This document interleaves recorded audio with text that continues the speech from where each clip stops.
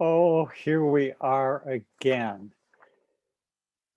The universal family event predicated on the fatherhood of God, the brotherhood of man, and the hope of all of us to flourish in these spiritual realities. Call it the parenthood of God and the siblinghood of humankind, but enjoy those realities.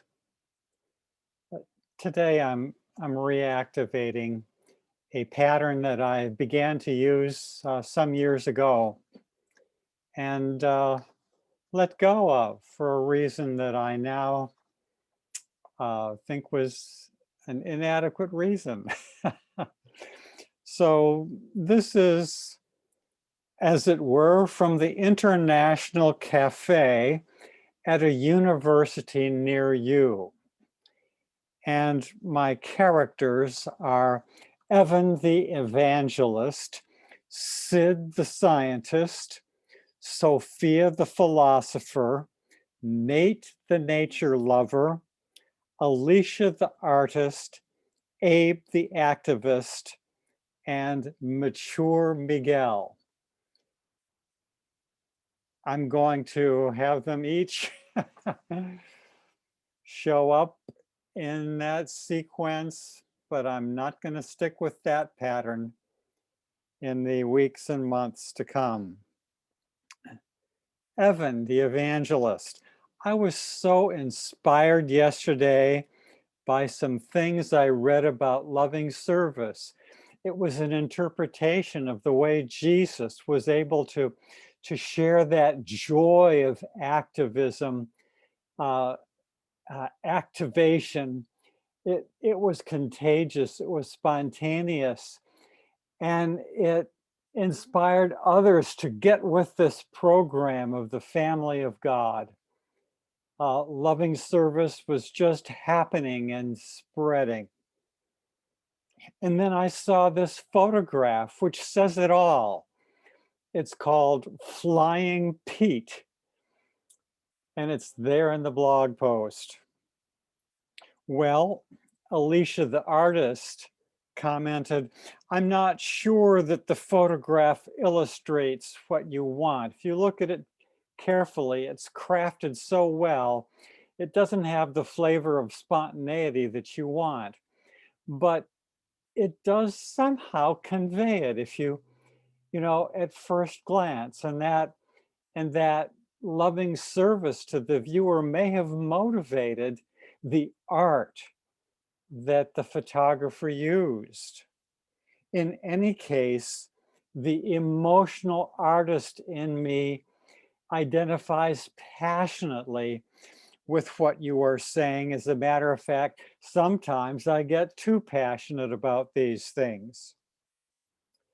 Sid the scientist commented, well, sometimes we could use more of that energy in a big city.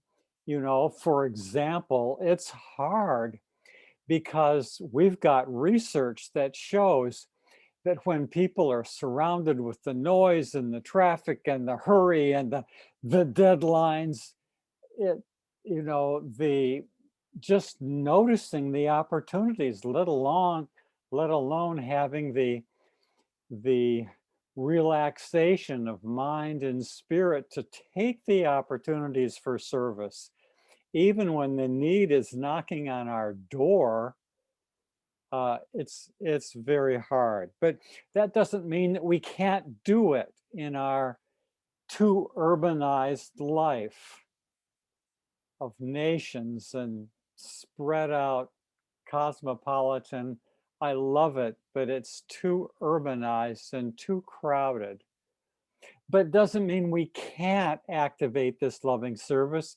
It just means we need to be aware of what's getting under our skin, what's happening, and mobilize ourselves to get on top of it. Nate, the nature lover, said that if that spirit of loving service could prevail, it would make such a difference in the environmental movement. As it is, people who resist the concept of climate change, but they'll still talk about pollution. I mean, if they could have that wonderful attitude of of support for one another as persons and find projects that they could agree upon, things could move forward so much more beautifully. And Abe, the activist, said, I've seen a few marches that were motivated by that spirit. The Women's March on Washington in January of 2017 was like that.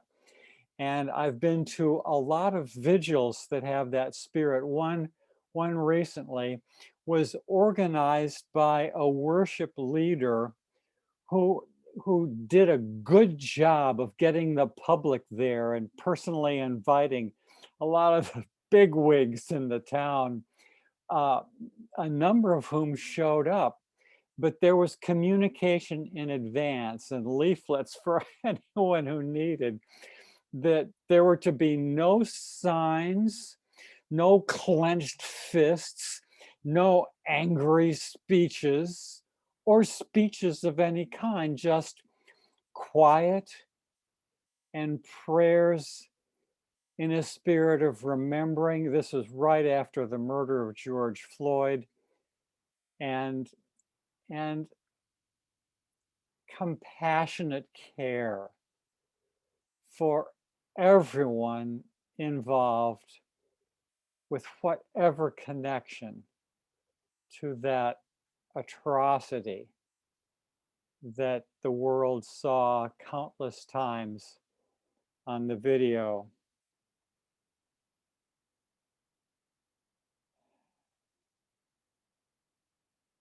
Miguel said, I believe that staying centered in God was Jesus' way to unite the emotions of mind and feelings of soul in joyous service in a way that had that balance of mature poise.